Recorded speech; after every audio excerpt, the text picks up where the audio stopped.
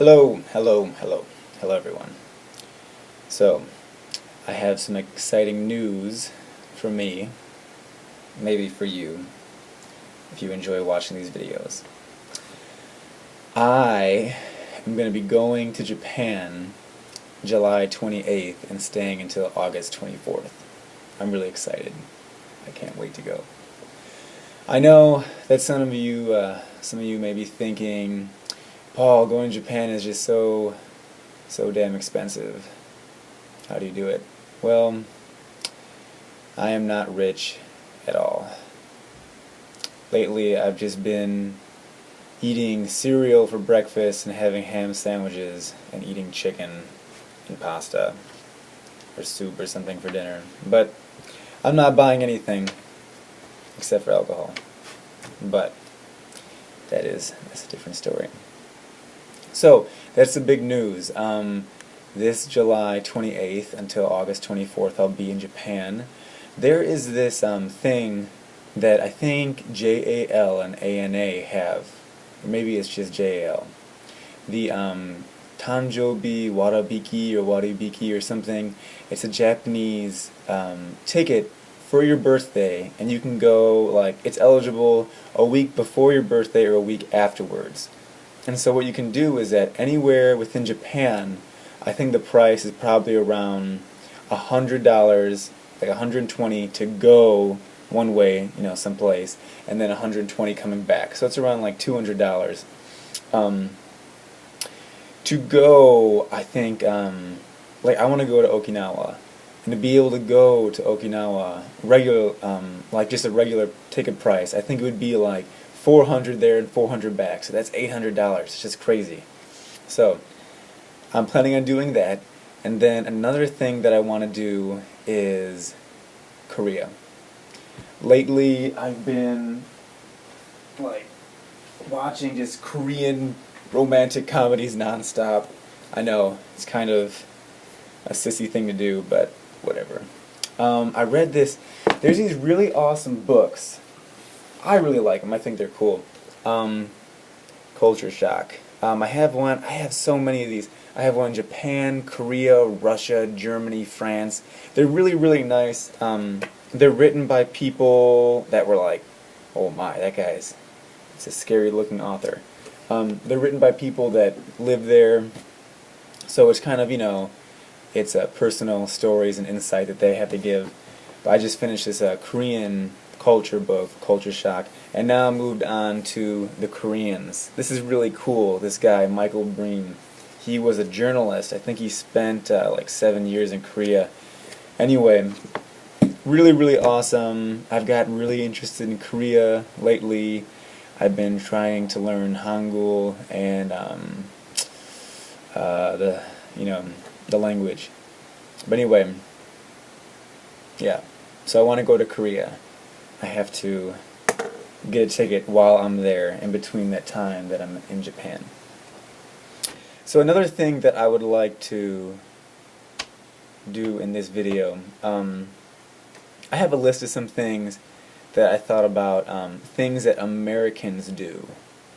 Yeah, so like with comparing Americans with Japan.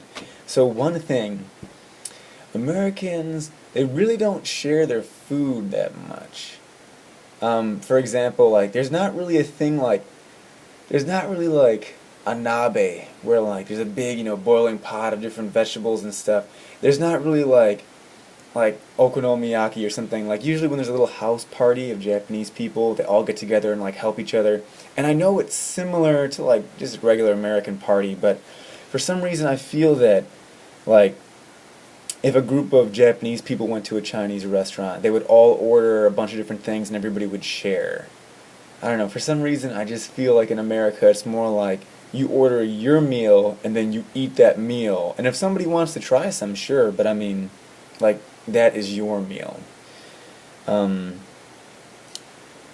talked about how Japanese people stay till the very end of the movie. They watch all the credits. Yeah, Americans don't do that.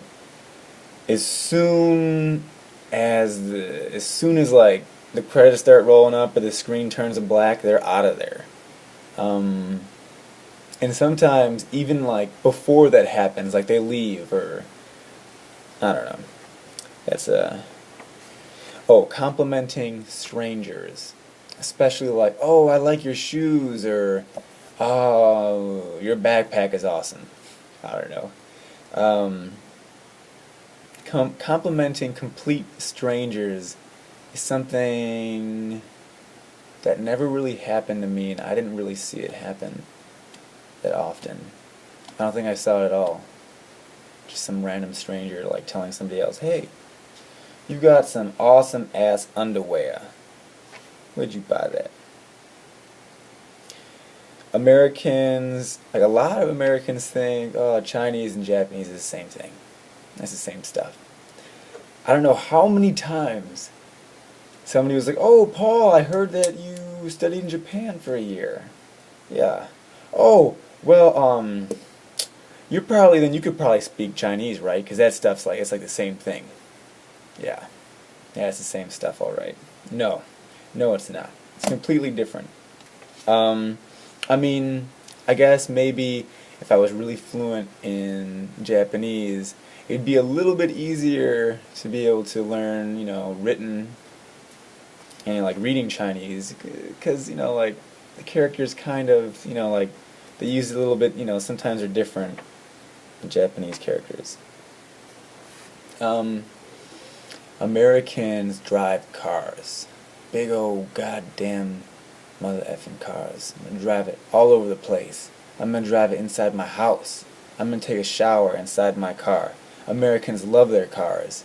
It is a status. It's a symbol. It shows like what, like who they are, what they do. I'm driving a Benz, mofo. It's the same thing in Japan. Like it's a thing that shows class. But the thing that's different is that it's like there's not a lot of space in Japan. There's not really that much space to be driving around, parking your car.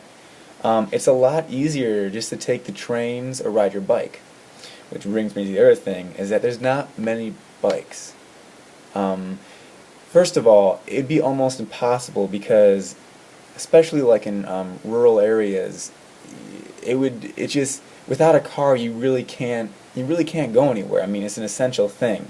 But there's nowhere near as many bikes here as there are in Japan. It's just, no. Binge drinking. So I know like in high school it's kind of like the time when people are like, yeah, let's go drink and get drunk and throw up over everything. But I didn't really notice any like binge drinking. Like it was like, oh, on Friday night, on Saturday we're gonna get messed up. No, it's more of like a thing like, just go ahead and drink your stuff. And they got drunk. Japanese people get pretty drunk, but it's not like this binge like drinking attitude. Like we have to do it like secretly, otherwise. Central heating. So in my house, there's this, there's a furnace, there's a central heating, like the unit, it just like shoots out hotness all over the place, all over the whole house. In Japan, they don't really have that. They just have like they just, like maybe have a small heater, or they have that really small table with a blanket and a heater underneath, and you could like put your legs underneath that and get all toasty. Japanese people don't use deodorant. Just the other day, I went to Target with some of the exchange students, and I was like, oh, wait 1 second, let me get some deodorant. And I came back, and Kuma was like, what's that? And I was like, oh, that's right, you don't have this. I think they do have like spray deodorant, but they don't really have antiperspirant. And I know that if I don't use any antiperspirant, I just start gushing. It's gross. It's gross. I don't like it. I'm white. I don't like that shit. Japanese people, like I think Asian people in general, are probably less sweaty than us sweaty Westerners. In America, in elevators, people don't push the like open or close button on the elevator, and a lot of the time those buttons don't even work. Why the hell are they even there? But like they just wait, they don't push that button. A lot of Japanese people push it.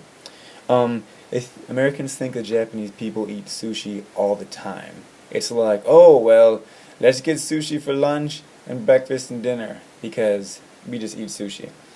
And oh yeah, if I'm around a bunch of guys and they're talking about Japan, or if I say, oh yeah, I'm in Japan, they're like, oh yeah, we love you long time. No, that's not funny. That's Vietnam.